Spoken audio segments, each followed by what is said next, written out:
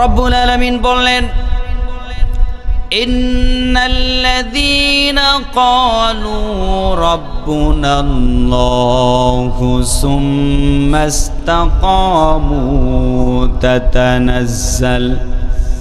تتنزل عليهم الملائكة ألا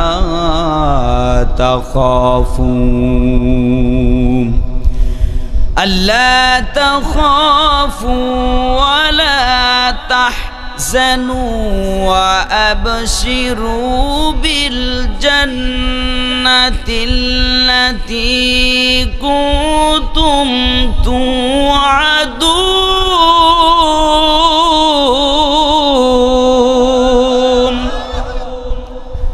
رب العالمين বলেন, ইন্নাল্লাযীনা ক্বালু রাব্বুনাল্লাহ, যারা বলে আমার রব আল্লাহ। আপনার আমার রব কে? আওয়াজ দিয়ে বলেন কে? যারা বলে আপনার আমার রব আল্লাহ, নিজেকে রবের গোলাম বলে দাবি করে, নিজেকে বান্দা বলে দাবি করে, যারা রবকে রব বলে স্বীকার করে নিল, আল্লাহ রব্বুল আলামিন বললেন যারা স্বীকার করে বলে আমার রব আল্লাহ, সুম্মা ইসতাকামু তাতানাজ্জালু আলাইহিমুল মালাইকাতু আল্লাহ, যারা রবের প্রতি অবিচল থাকে, রব বলে স্বীকার করার পরে রবের প্রতি ইস্তিকামাত থাকে, অবিচল থাকে, আমি রব্বুল আলামিন তাদের মাঝে ফেরেশতা পাঠিয়ে দিই। আল্লাহ রব্বুল আলামিন তাদের মাঝে ফেরেশতা নাজিল করে দেয়। ফেরেশতারা এসে বলে, ও আল্লাহর বান্দারা, তোমরা যারা রবকে রব বলে স্বীকার করে নিয়েছো এবং ইস্তিকামাত আছো, অবিচল আছো, প্রতিষ্ঠিত আছো, তোমরা ভয় করো না, চিন্তিত হয়ো না। আল্লা তাখাফু ওয়ালা তাহজানু ওয়া আবশিরু বিল জান্নাহ وأبشروا بالجنة التي كنتم توعدون।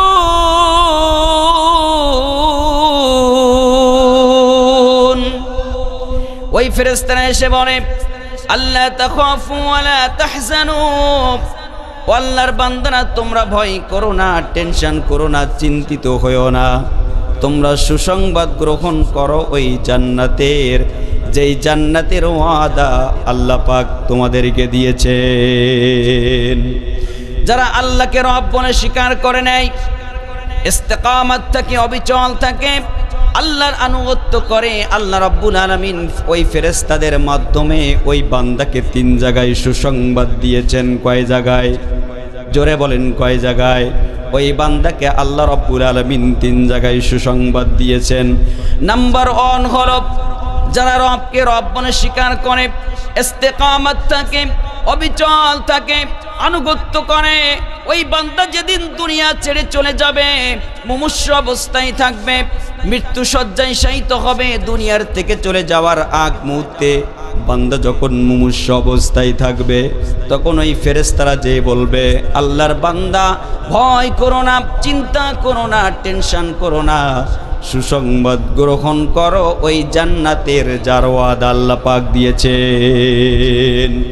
বান্দার শিহরের পাশে ওই ফেরেশতারা চলে যায়, যেই বান্দার কানে কানে বলে, ও আল্লাহর বান্দা চিন্তা করো না, ভয় করো না, টেনশন করো না, সুসংবাদ গ্রহণ করো ওই জান্নাতের যার ওয়াদা আল্লাহ পাক দিয়েছেন।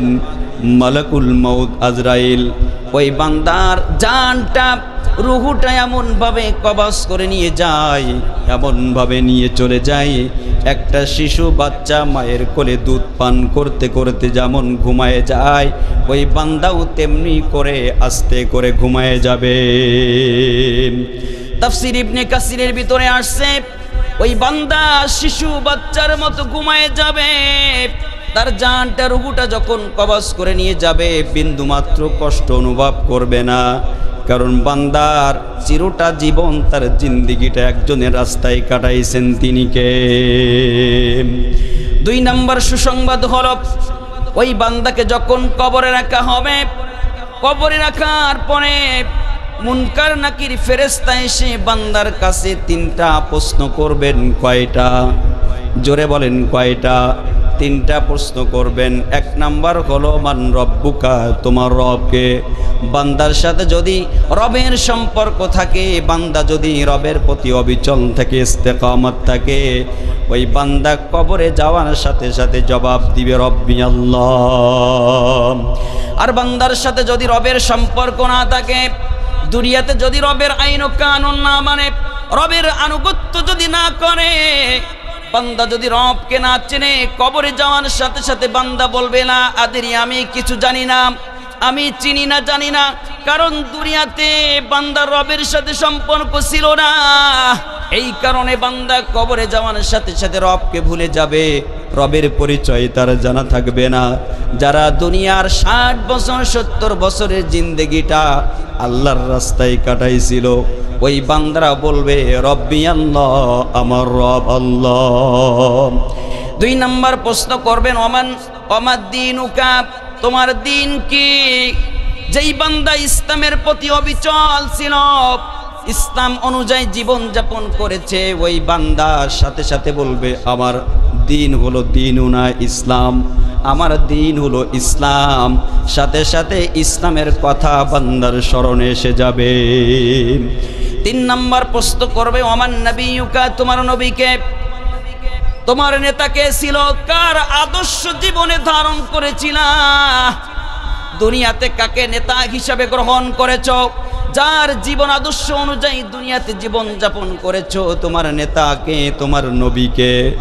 বান্দার সাথে যদি নবীজির সম্পর্ক থাকে, বান্দার সাথে সাথে বলবেন আমার নবী হলো মুহাম্মাদুর রাসূলুল্লাহ। আর যদি সম্পর্ক না থাকে, তাহলে বান্দা বলবে না আদরি, আমি কিছু জানি না। বান্দা কিছু বলতে পারবে না, তার স্মরণে আসবে না, কারণ দুনিয়াতে বান্দা নবীজির আদর্শ মোতাবেক চলে নাই, দিন ইসলাম অনুযায়ী চলে নাই, রবের আনুগত্য করে নাই। এই জন্য বান্দা বলবে লা আদরি, আমি কিছু জানি না। আর যেই বান্দা রবের প্রতি অবিচল ছিল, আল্লাহকে রব বলে স্বীকার করে নিয়েছিল, ওই বান্দাকে যখন প্রশ্ন করা হবে, ওই ফেরেশতারা এসে বলবে ও মুনকার নাকির ফেরেশতা, ওই বান্দাকে ডিস্টার্ব করো না। আল্লাহ রাব্বুল আলামিন সাথে সাথে ডাক দিয়ে বলবেন আমার বান্দাকে ডিস্টার্ব করো না, আমার বান্দার প্রশ্নের জবাব আমি আল্লাহ দিয়ে দেব। তিন নাম্বার হলো ওই বান্দাকে যখন হাসরের ময়দানে উঠানো হবে, যেদিন সূর্য এক মুষ্টি অথবা 1 বিঘা পাতার উপরে থাকবে, মাথার সমস্ত গিরুগুলা টকবক করবে, পায়ের নিচের সমস্ত মাটিগুলা তামা হয়ে যাবে, সমস্ত বান্দারা আলহাতশ আলহাতশ বলবে, পিপাসা পিপাসায় কাতর হয়ে যাবে, চিৎকার দিয়ে তারা বলবে বাঁচাও বাঁচাও, চিৎকার দিবে। সেদিন কেউ কারণ সাহায্যকারী হবে না। আজকে যেই সন্তানের জন্য মাথার গাম পায়ে ফেলান, ওই সন্তানের ভিতরে যদি দিন না থাকে, সে আপনার পরিচয় দিবে না। আজকে যে স্ত্রীকে খুশি করার জন্য ইবাদত করার সময় পান না, ওই স্ত্রীর ভিতরে যদি দিন না থাকে, সে আপনাকে স্বামী বলে পরিচয় দিবে না। বাবা একটা নেকির জন্য সন্তানের কাছে চলে যাবে, আমার কলিজার টুকরা সন্তান, তোকে লালন পালন করার জন্য দুনিয়ায় কত কষ্ট করেছি, মাথার ঘাম পায়ে ফেলেছিলাম। সন্তান বলবে আমার বাবা ছিল না। প্রিয়তমা স্বামী স্ত্রীর কাছে চলে যাবে, আমার প্রিয়তমা স্ত্রী, দুনিয়াকে তোমাকে খুশি করার জন্য কত কষ্ট করেছি, তোমাকে খাওয়াইছি পড়াইছি, আমার প্রিয়তমা স্ত্রী একটা নেকির অভাব পড়েছে, আমাকে একটা নেকি দিয়া দাও, আমি জান্নাতে চলে যাই। প্রিয়তমা স্ত্রী বলবেন আমার কোনো স্বামী ছিল না। ভাইয়ের কাছে চলে যাবে, ভাইকে বলবে ভাই দুনিয়াতে তোমাকে খুশি করার জন্য কত কষ্ট করেছি, বাবার সম্পদ অর্ধেকের বেশি তোমাকে দিয়ে দিয়েছিলাম, তোমাকে খুশি রাখার জন্য কত কষ্ট করেছি। ভাই আজকে কঠিন মুসিবতের দিনে একটা নেকি আমার প্রয়োজন, ভাই একটা নেকি আমাকে দিয়ে দেন, আমি জান্নাতে যেতে চাই। ভাই বলবে আমার কোনো ভাই ছিল না, কারণ দিনের সাথে সকলের সম্পর্ক, দিন যদি না থাকে, ঈমান যদি না থাকে, রবের প্রতি যদি ইস্তিকামাত না থাকে, রবের আনুগত্য যদি না করে থাকে, কিয়ামতের দিন কেউ কারোর পরিচয় দিবে না। রব্বুল আলামিন বললেন, ইয়া আইয়ুহান নাসুত্তাকু রাব্বাকুমুল্লাযী ওয়াখশাউ ইয়াওমান লা ইয়াজজিম। يا أيها الناس اتقوا ربكم واخشوا يوما لا يجزي والد عن ولده ولا مولود هو جاز عن والده شيئا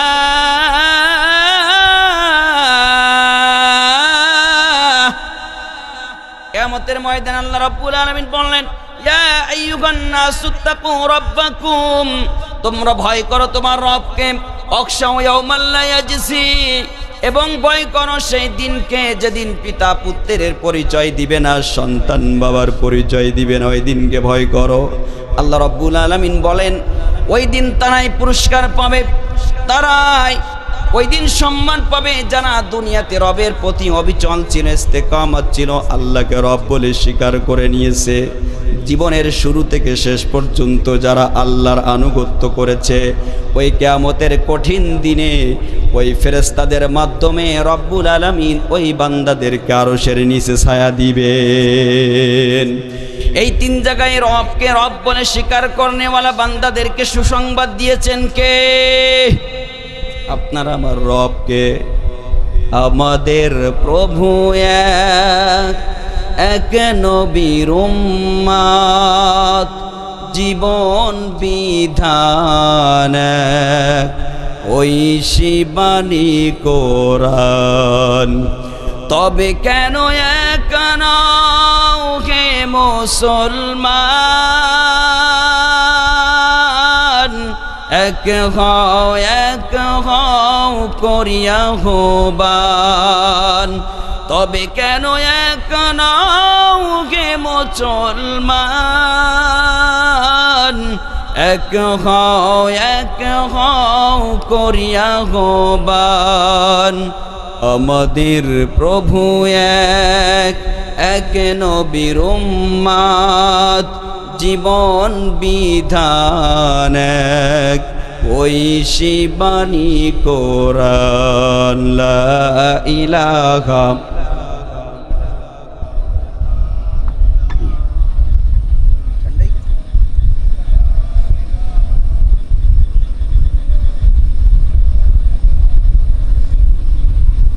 ভাই, আপনাদের কষ্ট হচ্ছে নাকি? হ্যাঁ, তাহলে একটু পুরুষ মানুষের মতো জিকির করেন, লা ইলাহা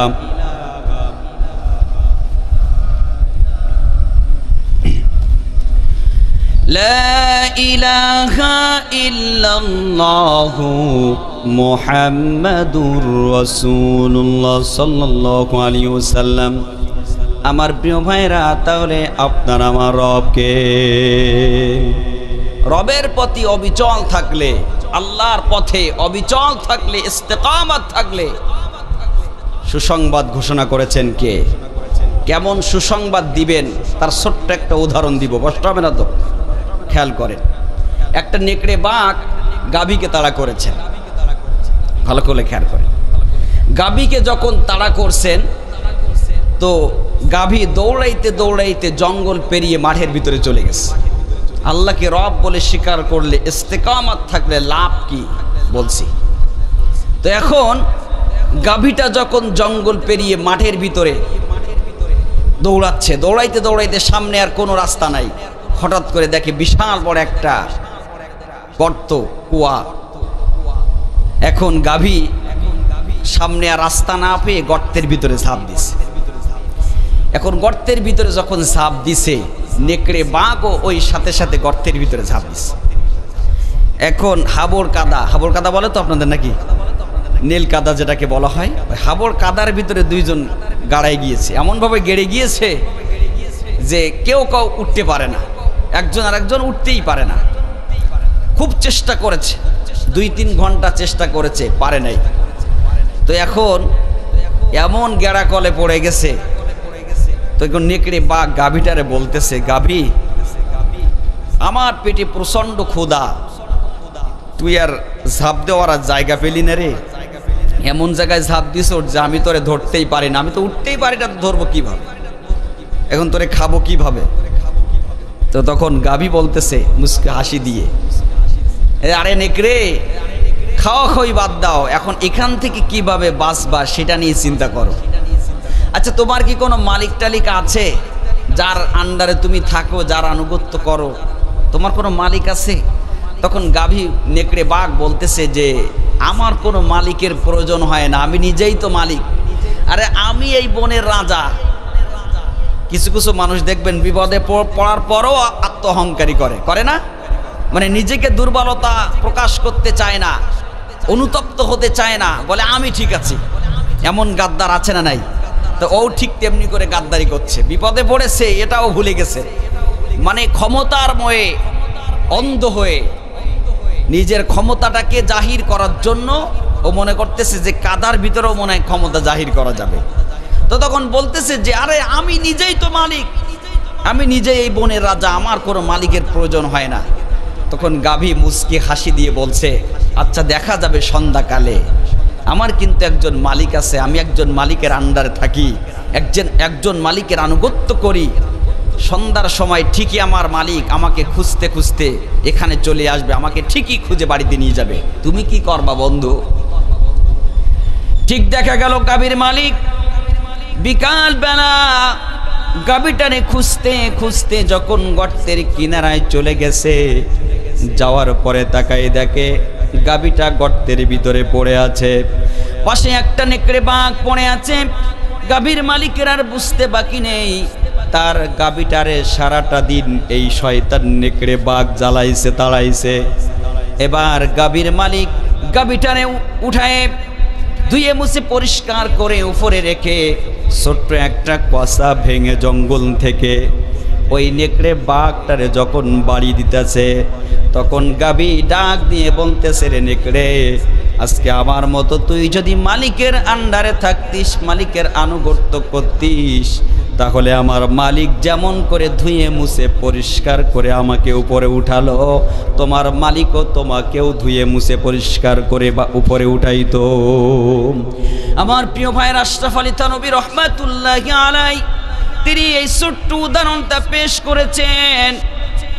যারা দুনিয়ার 60-70 বছরের জিন্দেগিটা মালিকের আনুগত্য করে কাটাই দিবে, যারা মালিকের পথে ইস্তেকামত থাকবে, ওই বান্দার সময় যেদিন শেষ হয়ে যাবে, গাভীর মালিক গাভীকে যেমন করে ধুয়ে মুছে পরিষ্কার করে বাড়িতে নিয়ে চলে গেল, ঠিক তেমনি করে আল্লাহ পাক ওই বান্দাদেরকেও ধুয়ে মুছে পরিষ্কার করে জান্নাতে নিয়ে যাবে।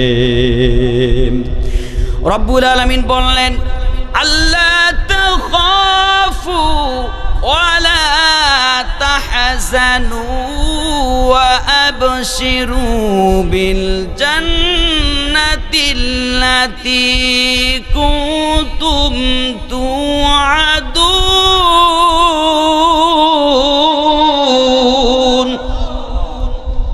আল্লাহ পাক ফেরেশতা বানাই দিবেন, ফেরেশতাদের মাধ্যমে বললেন বান্দা ভয় করো না, চিন্তা করো না, তোমরা যারা আমি রবকে খুশি করার জন্য জেল জুলুম অত্যাচার নির্যাতনের শিকার হয়েছ, নিজের জীবনকে কুরবানি করে দিয়েছ, তোমরা চিন্তা করো না, টেনশন করো না, সুসংবাদ গ্রহণ করো ওই জান্নাতের যেটার ওয়াদা আমি আল্লাহ পাক তোমাদেরকে দিয়েছি। আমি রব্বুল আলামিন এমন একটা জান্নাত তোমাদের জন্য রেখে দিয়েছি যেটা তোমরা চোখে দেখো নাই, অন্তরেও অনুভব করতে পারবে না। রব্বুল আলামিন বললেন ওয়াসিকাল্লাযীনা তাকাউ রাব্বাহুম ইলাল জান্নাতি যুমারা হাত্তা ইযা জাউহা ওয়া ফুতিহাত আবওয়াবুহা ওয়া ক্বালা লাহুম خزنتها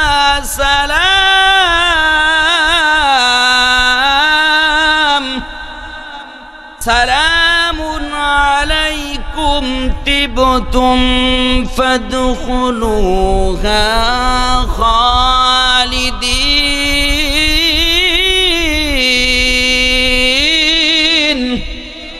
চিৎকার দিয়ে বলে আল্লাহু আকবার।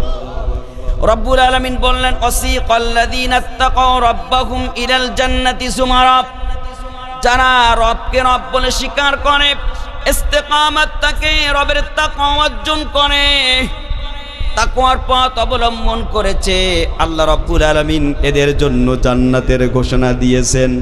আর এই জান্নাতীদেরকে যখন জান্নাতের দিকে নিয়ে যাবে, যারা জীবনের জিন্দেগিটা, দুনিয়ার জিন্দেগিটা আল্লাহকে খুশি করার জন্য দুনিয়া ত্যাগ করেছিল, আল্লাহ রাব্বুল আলামিন এই বান্দাদেরকে যখন একত্রিত করে জান্নাতের দিকে নিয়ে যাবে, জান্নাতের দিকে যখন নিয়ে যাবে, সুমারা মানে দলে দলে যখন জান্নাতের দিকে নিয়ে যাবে, তখন আল্লাহ রাব্বুল আলামিন জান্নাতের রক্ষক ফেরেশতাদেরকে ডাক দিয়ে বলবেন হাত্তা ইযা জাউহা ওয়া ফুতিহাত আবওয়াবুহা।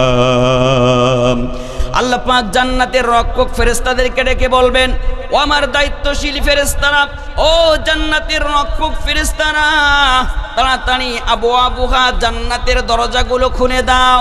আমার মেহমান এসেছে, দুনিয়াতে তাদের কোনো সম্মান ছিল না, দুনিয়াতে কোনো তাদের মূল্য ছিল না, হতে পারে তারা গরিব অসহায় মিসকিন, দুনিয়াতে তাদের তেমন ক্ষমতা ছিল না, অর্থ ছিল না, কিন্তু এক একজন আমার মেহমান, কারণ তাদের অন্তঃকরণের ভিতরে আমি আল্লাহ রাব্বুল আলামিনের ভয় ছিল, ইস্তেকামত ছিল, তারা আমি রবের পথে অবিচল ছিল।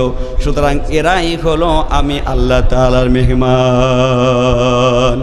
আমার সম্মানিত প্রিয় ভাইয়েরা, যখন এই জান্নাতীদেরকে জান্নাতের ভিতরে ঢুকানো হবে, সালামুন আলাইকুম তিবতুম ফাদখুলুহা খালিদিন।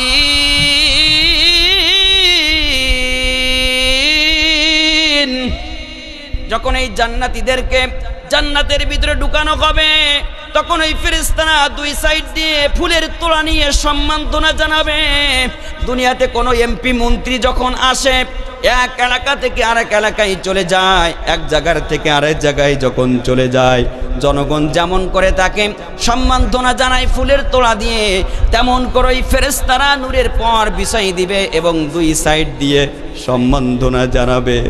দুনিয়াতে তাদের কোনো সম্মান ছিল না, মূল্য ছিল না, কিন্তু আল্লাহ রাব্বুল আলামিন সর্বোচ্চ সম্মানের পাত্রই তাদেরকে অধিষ্ঠিত করবেন।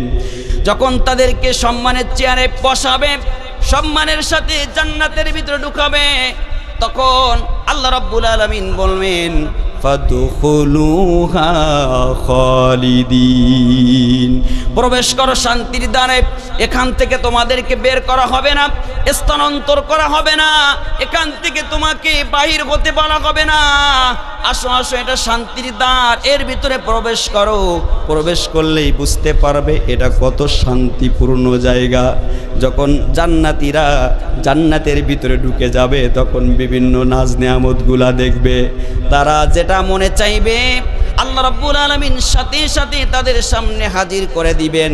একটা পাখি যদি মাথার উপর দিয়ে উড়ে যায়, যদি ওই বান্দা মনে মনে চিন্তা করে ওই পাখির গোশতটা আমি খাইব, সাথে সাথে জবাই হয়ে ওই পাখির গোশত রান্না হয়ে বান্দার সামনে চলে আসবে। আল্লাহ রাব্বুল আলামিন সকল রকম নাজ নিয়ামত বান্দার সামনে প্রস্তুত করে দিবেন। রব্বুল আলামিন বললেন নুজুলাম মিন গফুরির রহিম।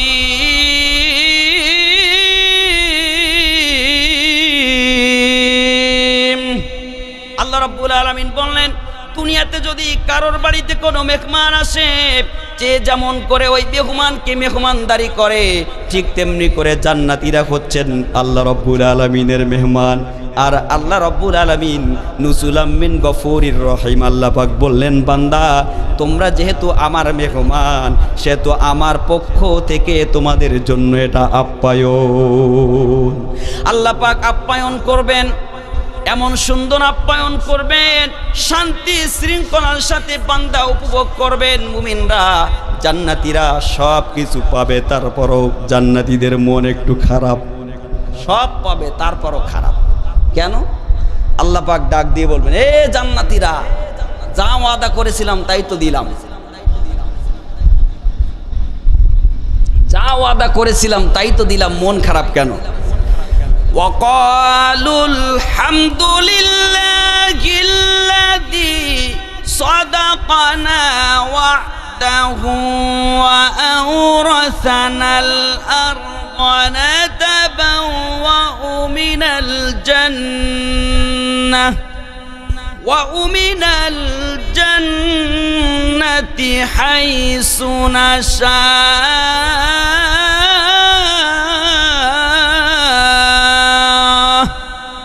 فَنِعْمَ أَجْرُ الْعَامِلِينَ।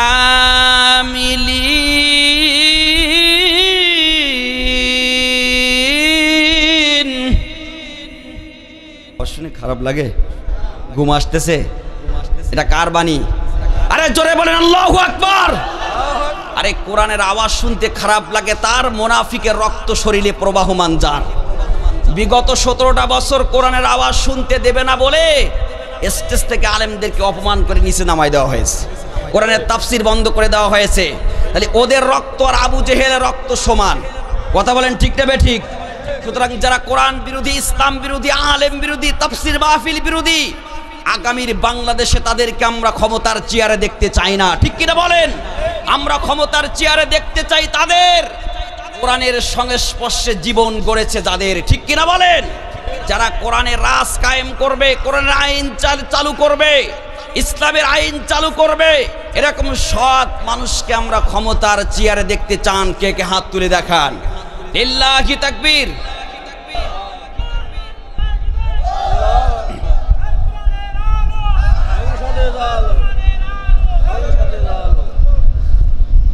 কষ্ট হচ্ছে ভাইরা।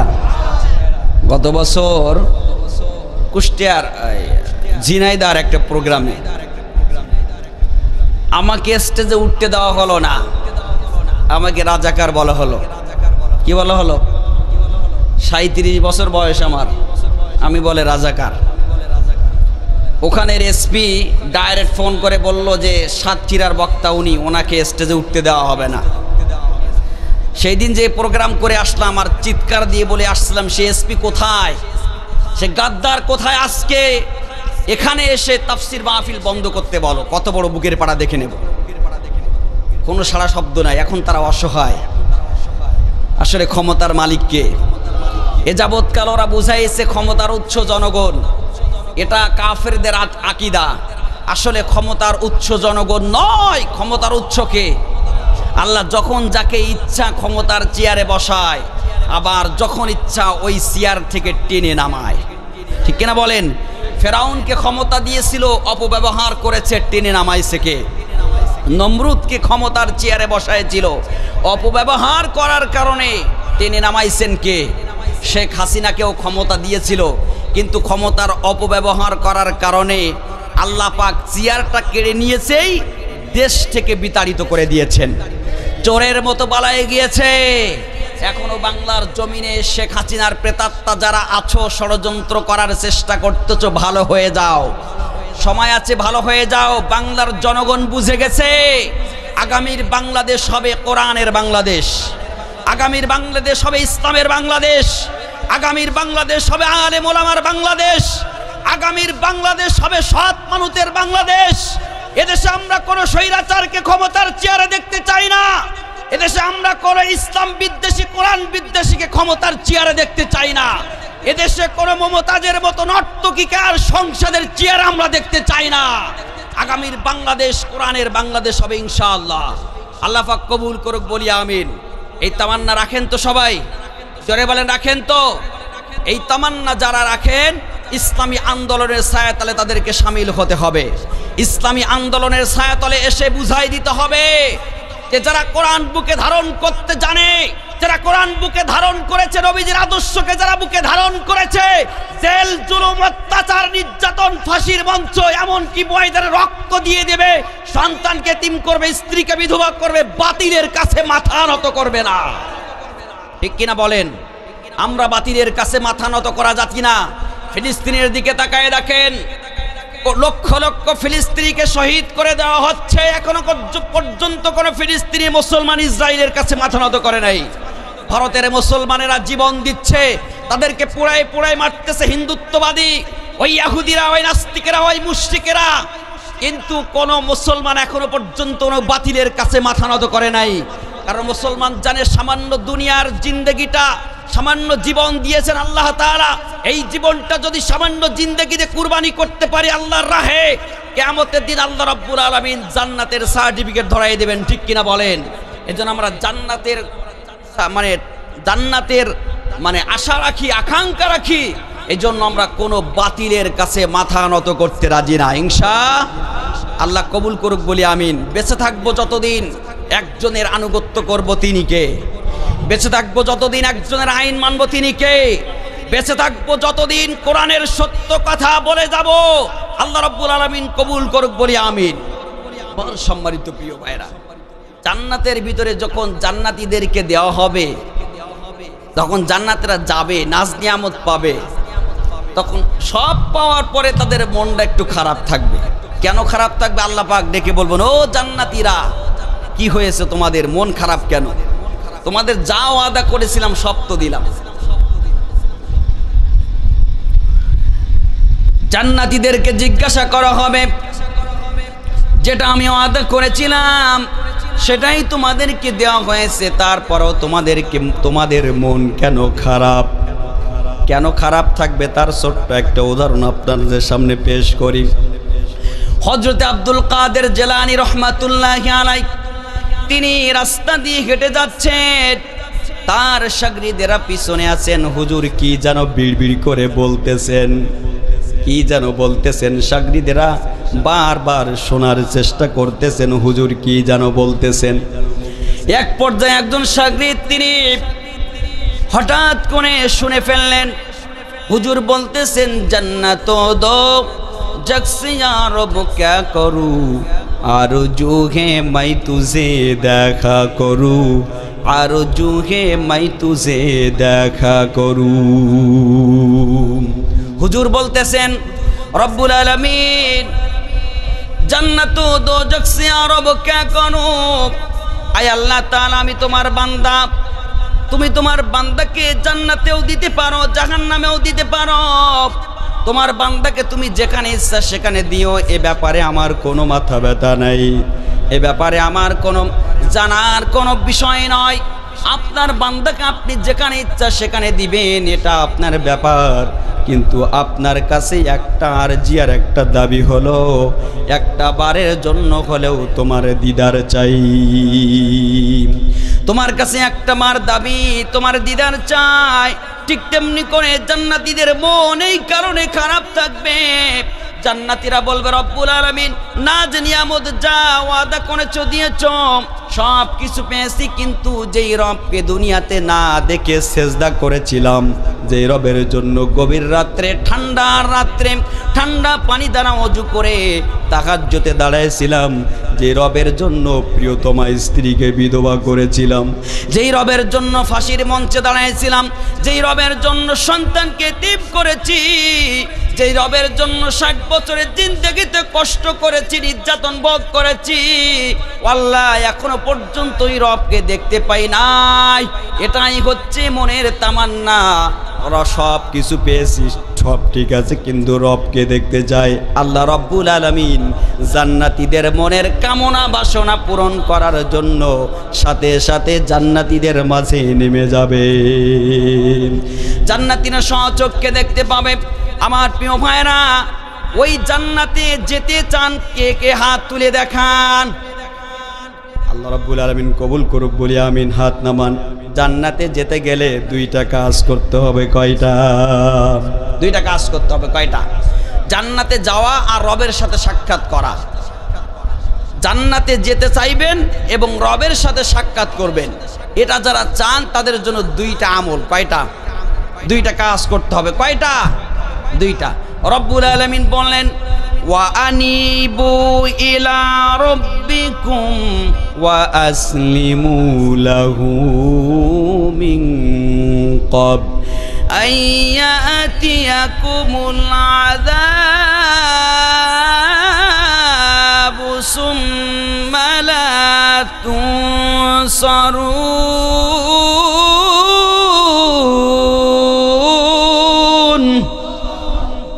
আল্লাহ রাব্বুল আলামিন বললেন, আমার বান্দা যদি দুইটা কাজ করে আর একটা সময় মেনটেন করে, আমি রব্বুল আলামিন তাদেরকে দুইটা পুরস্কার দিব।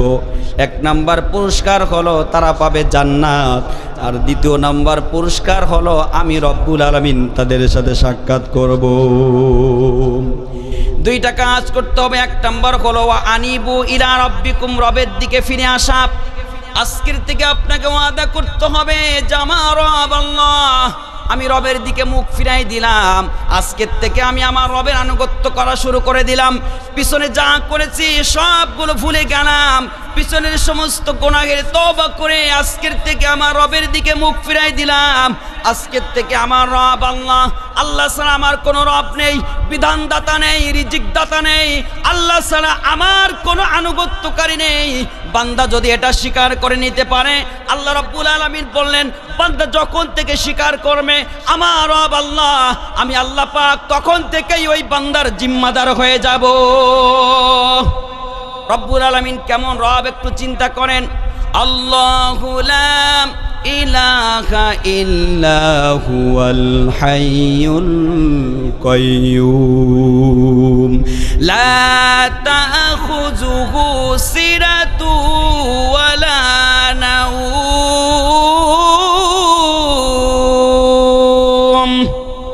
আপনি আমি কেমন রব পেয়েছি দেখেন, কেমন রব আপনি আমি পেয়েছি।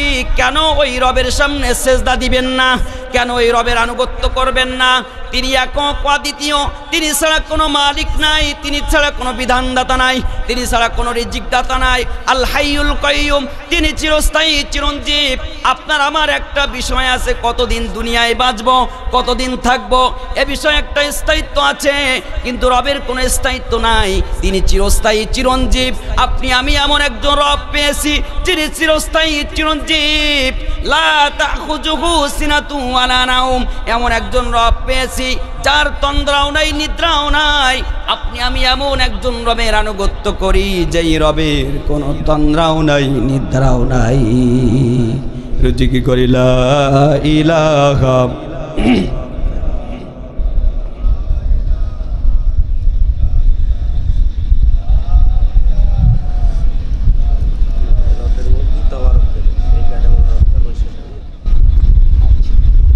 কষ্ট হচ্ছে না ভাই?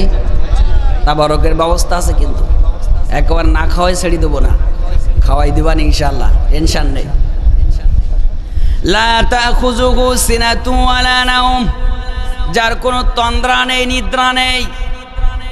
সাইয়্যিদিনা মুসা আলাইহিস সালাতু ওয়াস সালাম আল্লাহর কাছে প্রশ্ন করলেন, রব্বুল আলামিন তুমি কি ঘুমাও না? আল্লাহ পাক বললেন, মুসা রে না, আমি ঘুমাই না। কেন ঘুমাই না একটু শুনে নাও। মুসার কাছে আল্লাহ পাক এক পেয়ালা পানি দিলেন এবং ঘুমকে অর্ডার করলেন, মুসাকে ধরো। মুসা আলাইহিস সালামের একটু তন্দ্রা এসে যাওয়ার সাথে সাথে পানির পেয়ালাটা হাত থেকে পুড়ে ভেঙে চুরমার হয়ে গেছে। তখন আল্লাহ পাক মুসাকে ডাক দিয়ে বলতেছেন, মুসা রে, সামান্য একটু তন্দ্রা আসার কারণে পানির পেয়ালাটা ধরে রাখতে পারলা না। আমি মালিক যদি ঘুমায় যাই, গোটা পৃথিবী কাচের গ্লাসের মতো ভেঙে চুরমার হয়ে যাবে।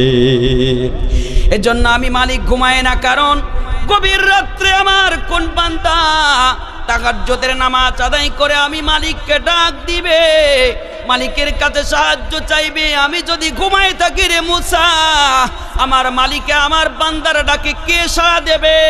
আমার বান্দার কে সহযোগিতা করবে, সাহায্য করবে? আমি রব ছাড়া তাদের কোনো মালিক নাই। আমি রবের সামনে তারা সেজদা দেয়, আমি রবের আনুগত্য করি। আমার বান্দার সাহায্য সহযোগিতা করার জন্য আমি মালিক সারাটা রাত জেগে থাকি।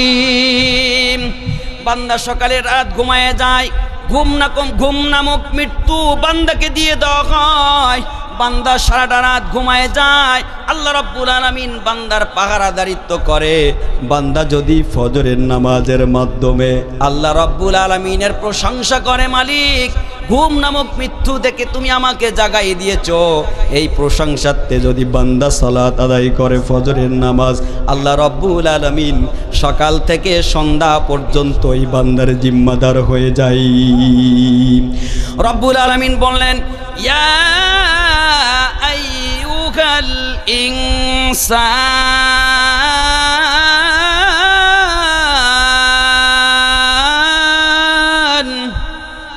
ما غرك بربك الكريم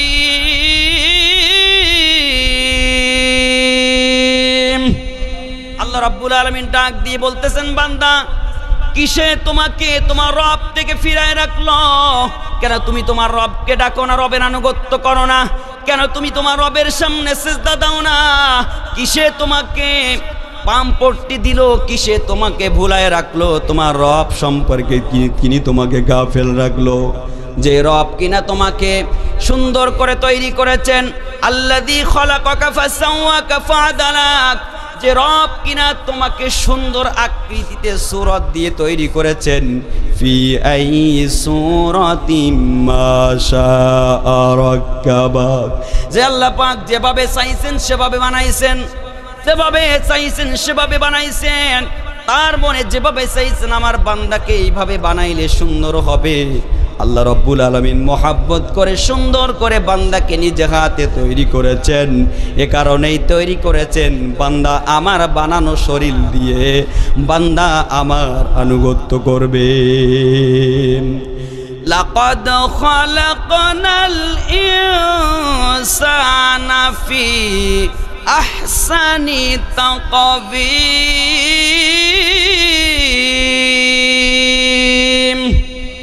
রব্বুল আলামিন বললেন, আমি আমার বান্দাকে সুন্দর করে বানাইছি, যেভাবে আমার মনে চাইছে সেভাবে আমার বান্দাকে আমি তৈরি করেছি। বান্দারে, তোমার হাত দুইখানা কুন ফায়াকুনের মাধ্যমে হয় নাই, তোমার চক্ষু দুইটা কুন ফায়াকুনের মাধ্যমে হয় নাই, তোমার পাও দুইখানা কুন ফায়াকুনের মাধ্যমে হয় নাই, তোমার হাত দুইখানা কুন ফায়াকুনের মাধ্যমে হয় নাই, তোমার ব্রেন বুদ্ধি মস্তিষ্ক কুন ফায়াকুনের মাধ্যমে হয় নাই। ও বান্দা, তোমার গোটা শরীরের ভিতরে কপাল নামক একটা অঙ্গ আমি বানাইছি নিজে হাতে করে। বান্দা আমি সুন্দর করে সাজাই দিয়েছি। বান্দা যদি এই কপাল দিয়ে বান্দা আল্লাহর সামনে সেজদা দেয়, নবীজি বলেন বান্দা যখন সেজদায় চলে যায় বান্দার আর মালিকের সামনে কোনো পর্দা থাকে না। আল্লাহ পাক বান্দার নিকটবর্তী হয়ে যায়। বান্দা যখন সিজদা দেয়, সিজদা দিয়ে যখন বান্দা চোখের পানি ফেলে, আল্লাহ পাক ডেকে বলে, বুখারী শরীফের ভিতরে আসছেন, আল্লাহর নবী বলেন আল্লাহ রাব্বুল আলামিনের সামনে যখন বান্দা সিজদা দেয়, আল্লাহ পাক তখন ফেরেশতাদেরকে বলে, ও আমার ফেরেশতারা, আমার বান্দা সিজদায় যে কেন কাঁদে? তখন ফেরেশতারা বলে, রব্বুল আলামিন তোমার বান্দা শয়তানের ধোঁকায় পড়ে গুনাহ করেছে, এই জন্য অনুতপ্ত হয়ে তোমার কাছে মাপ চাইতেছে, তোমার কাছে নত হয়ে মাপ চাইতেছে। আল্লাহ রাব্বুল আলামিন বলেন, ও আমার ফেরেশতারা, তোমরা সাক্ষী থাকো আমার বান্দার জীবনের সমস্ত গুনাহ আমি মাফ করে দিলাম। শুধু গুনাহ মাফ করে দিয়েছি তা নয়, আজকের থেকে আমার বান্দার জিম্মাদার হয়ে গেলাম। আমার বান্দা দুনিয়ায় যতদিন থাকবে আমার বান্দার আমি জিম্মাদার হয়ে গেলাম। আমি আল্লাহ রাব্বুল আলামিন আমার বান্দার জন্য জান্নাতে রেখে দিলাম। তাহলে ওই জান্নাত পেতে হলে দুইটা কাজ। এক নাম্বার হলো রবের দিকে ফিরে আসতে হবে, আপনার আমার রবকে। তাহলে সেজদা দেওয়ার দরকার আছে না নাই? জোরে বলেন। সেজদা দিতে হবে কার সামনে? জোরে বলেন। অর্থাৎ নামাজ। ইশারার নামাজ পড়েননি? কেরা কেরা হাত তোলেন। ইশারার নামাজ পড়েননি? কে কে একটু হাত তোলেন। সবাই পড়েছেন? এবার পড়েছেন কেরা কেরা হাত তোলেন। আল্লাহ পাক কবুল করুক, বলি আমিন। আলহামদুলিল্লাহ। প্রিয় ভাইয়েরা, নামাজ, আমার এক মুসল্লিকে আমি বললাম, ভাই নামাজ পড়বেন না? কয় ওইসব সিস্টেম আজকাল নেই। কি নেই? কয় ওসব সিস্টেম আজকাল নেই। বললাম তাই? সিস্টেম যেহেতু নাই, এখন চিন্তা করতেছি এর সামনে যদি এক গাদা কোরআন হাদিস ঝাড়ি, এ ফেরবে না, কারণ এর মধ্যে গোমরাই ঢুকছে। আর হঠাৎ করে চিন্তা করতেছি যে কি করে টাইট দেওয়া যায়। হঠাৎ করে স্মরণে আসছে যে ওর ঘরে ছাদ দেবে কিছুদিন পরে, আর ছাদ যখনই দেবে তখন হুজুরির দরকার হবে, ঠিক কিনা? হুজুররা যত খারাপ হোক না কেন, জানাজা পড়তে গেলে হুজুর দরকার, নতুন ঘর বাঁধবা উঠতে গেলেও হুজুর দরকার, সব জায়গায় হুজুর। আবার এই হুজুর কার দোষ বেশি, ঠিক কিনা? আর সবচেয়ে বেতন কম হুজুরকে। কত? 4000 টাকা বেতন। কত বেতন? 4,000 টাকা বেতন ঠিক আছে, কিন্তু সর্বোচ্চ সম্মানের খানা আল্লাহ হুজুরদের খাওয়ায়, ঠিক কিনা বলেন? আর সবচেয়ে নির্যাতিত, নিষ্পেষিত, অবহেলিত ইমামরা, এই হুজুররা, ঠিক না বলেন? কোটি টাকার মসজিদ বানায়, অথচ 10,000 টাকা ইমামকে বেতন দিতে পারে না। সভাপতি সেক্রেটারি বলে, হুজুর 4,000 টাকা বেতন দেয় আপনার, এই মসজিদ পরিষ্কার করেননি কেন? আমি কই ওটার মসজিদের ভিতরে পিটায় শহীদ করো। হ্যাঁ, 4,000 টাকা বেতন দাও, আবার ইমামের পরে চোখ গরম দেখাও। হ্যাঁ, আরে ইমাম হচ্ছে শুধু মসজিদের নেতা না, ইমাম সমাজেরও নেতা, ঠিক কিনা বলেন? আজকে আমরা সাধারণ মুসল্লিরা ইমামকে যেভাবে পাহারাদারিত্ব করি, ইমামের পিছনে যেভাবে পাহারাদারিত্ব করি, ইমাম কোন ওক্তে থাকলো না, কোথায় গেল না, এই পাহারাদারিত্ব যেভাবে করি, এইভাবে যদি নিজের সন্তানের পাহারাদারিত্ব করতাম, তাহলে অন্যের বউ নিয়ে ভাগতো না, ঠিক কিনা বলেন? কিন্তু সন্তান সন্ততির ওপরে আমরা পাহারাদারিত্ব করি না। 4,000 টাকা বেতন দিয়ে ইমামের পাহারাদারিত্ব করে, আছে না নাই? ইমাম একক তো না থাকলে কি চোখ গরম দেখায়? এরা হচ্ছে সমাজের সবচেয়ে বড় আহাম্য। সম্মানিত প্রিয় ভাইরা, এখন আমি ওরে চিন্তা করলাম যে ওই দিনও টাইট দেব। ঘরের সাদ যখন হয়ে গেছে, একদিন হঠাৎ করে আসরের নামাজের সময়, আসরের নামাজ আদায় করে মসজিদের বারান্দা দাঁড়ায় আছি, এমন সময় বেচারা হাজির এসে বলতেছে, হুজুর সালাম আলাইকুম। মানে সালাম যা দেশে তা আমি খাই হয়ে যাই, সেই দোয়া করেছি।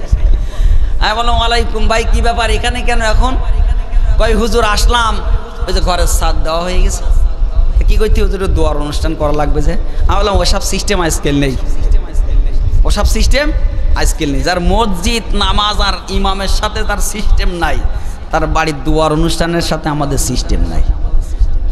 তখন বলতেছে, হুজুর একদিন আপনি আমাকে নামাজের কথা বলেছিলেন, আমি বলেছিলাম ওইসব সিস্টেম নাই, এটা বুঝাতে চাইছিলাম যে নামাজ পড়ার এখনো সময় হয়নি, চুলদাড়িগুলো পেকে যাক তারপরে যাব, এই জন্য বলেছিলাম, কিন্তু কথাটা আপনার মনে আছে। আপনি সেই কথাটা জবাব দিলেন। আমি বললাম, তোমার বাড়িতে নিতে গেলে আগে মসজিদে আসতে হবে, ইমামের সাথে সম্পর্ক রাখতে হবে, নামাজ আদায় করতে হবে, কারণ নামাজে আসলেই তো তুমি মুসল্লি, না আসলে মুসল্লি না। নামাজে আসলেই মুসল্লি, নামাজে আসলেই তো মুসল্লি, কারণ একজন ইমাম মুসল্লি চেনবে তখন, মুসল্লি নামাজে আসবে যখন, ঠিক কিনা বলেন? আমি বললাম, তুমি এই কথা বলেছিলে বুঝাই জবাব দিলাম। তখন কান দুইটা ধরে বলতেছে, হুজুর এই কেবলার দিকে ফিরে মুখ করে বলতেছি, মসজিদের দিকে মুখ করে বলতেছি, আজকের থেকে জীবনে আর কোনোদিন নামাজ কাজা করব না, আজকের থেকে আর কোনোদিন নামাজ বাদ দিব না। আমি বললাম, আসরের নামাজটা আগে পড়ো, তারপরে যে তোমার বাড়ি দোয়ার অনুষ্ঠান করবো। আসরের নামাজ পড়াই নিয়ে যে বাড়িতে দোয়ার অনুষ্ঠান করে দিলাম। এখনো বিশাল দাড়ি রাখছে এবং জুব্বা পরে, দেখলে মনে হয় কোনো মসজিদের ইমাম। হেদায়েত দেওয়ার মালিককে জোরে বলেন কে? এমন ব্যক্তি আসে না নাই যে বলে সময় নেই, নামাজ পড়ার কথা বললে বলে সময় নেই, এখন সময় নেই, তুমি যাও দিন। এমনও মুসল্লি আছে সমাজে বর্তমান, 5 শ্রেণীর মুসল্লি আছে। কয় শ্রেণী? আটকি, ফাটকি, বাৎসরিক আর মৌসুমিক আর অক্তই। কটা হলো? জোরে বলেন কটা? 5টা। আটকি, ফাটকি, বাৎসরিক আর মৌসুমিক আর অক্তই। আটকি মুসল্লি হচ্ছে সপ্তাহে একদিন জুমার নামাজে আসে, এরা মুসল্লি আছে না? নেই, আপনাদের এখানে নেই, আমাদের ওদিকে আছে। সপ্তাহে একদিন জুমার দিন আসে, ও চিন্তা করে সারা সপ্তাহে তো পড়লাম না, অন্তত জুমার দিন যে খাতায় সিগনেচার করে আসি, অন্তত মুসলমানের খাতায় নামটা থাক। আর দেখবেন সামনের কাতারে যেই বসে, ইমাম সাহেব যদি একটু লেট করে, হুজুর এত সময় খুতবা দেওয়া লাগে, প্রস্তাব লাগে, বসতে পারি না, ক্ষুধা লাগে, কেন তাড়াতাড়ি শেষ করা যায় না? এমন লোক আছে না নাই? এরা হচ্ছে সাপ্তাহিক মুসল্লি, আটকি মুসল্লি। এবার আসেন ফাটকি মুসল্লি। ফাটকি মুসল্লি হচ্ছে, দেখবেন 2-1 আছে নতুন জামাইয়ের বাড়ি গেলে নামাজ পড়ে, বিয়াই যখন নতুন বিয়াই নামাজি বিয়াই বাড়ি আসে, তার সাথে পড়ে নামাজ আদায় করে, নতুন কোন আত্মীয় বাড়ি গেলে নামাজ পড়ে। আর যখন বিপদে পড়ে তখন মসজিদে ঘন ঘন পাওয়া যায়, বিপদ উদ্ধার হয়ে গেলে আর পাওয়া যায় না, মানে মনে চাইলে পড়ে আর পড়ে না। এই ধরনের মুসল্লি আপনাদের সমাজে নেই, আমাদের ওদিকে আছে, এদেরকে বলা হয় ফাটকি মুসল্লি। আর বাৎসরিক মুসল্লি হচ্ছে তারা যারা বছরে শুধু ঈদের নামাজ পড়ে আর সারা বছর নামাজ পড়ে না। এমন লোক আছে না নেই? দেখবেন সারা বছর নামাজ পড়ে না, শুধু বছরে ঈদের নামাজটাই পড়ে, এদেরকে বলা হয় বাৎসরিক মুসল্লি। কি করে জানেন? 3000 টাকা দামের পাঞ্জাবি, তারপরে 1500 টাকা দামের এক সেন্ট মেকি টুপি একটা মাথায় দিয়েছে, তার সাইডটা ছেঁড়া। এখন ইমাম সাহেবের সাথে কোলাকুলি করতেছে, বলতেছে হুজুর, ইমাম সাহেব বলতেছে চাচা এ পাঞ্জাবি ভালো, আতর মেকিছেন তা ভালো, তো টুপি ছেঁড়া কেন? কয় বাবাজি গত বছর ঈদের নামাজ পড়ে এই টুপিটা মনে হয় চালের কানায় গুজে রেখেছিলাম, তো ইন্দুরি সিঁড়ি নিয়ে যেতে পারে, তা আবার এই বছর বাহির করলাম। এমন মুসল্লি আছে না নাই? সারা বছর পড়ে না, বছরে একদিন পড়ে। আমরা ইমাম, আমরা জানি।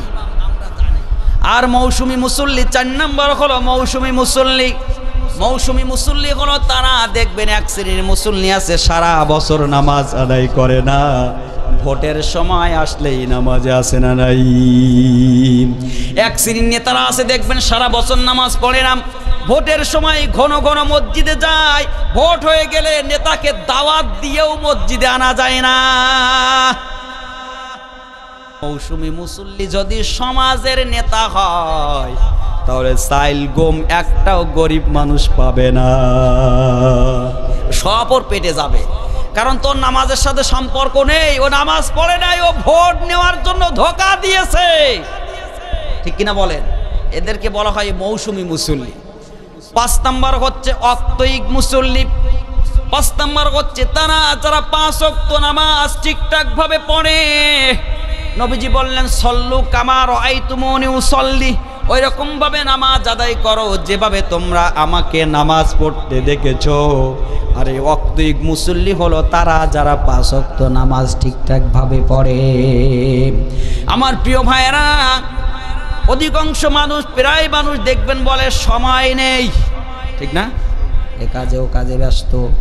ওরে মানুষ হইছ বেহুশ দুনিয়ার পিছে, কি জবাব দিবি রে তুই আল্লাহর কাছে, হায় কি জবাব দিবি রে তুই মাওলার কাছে।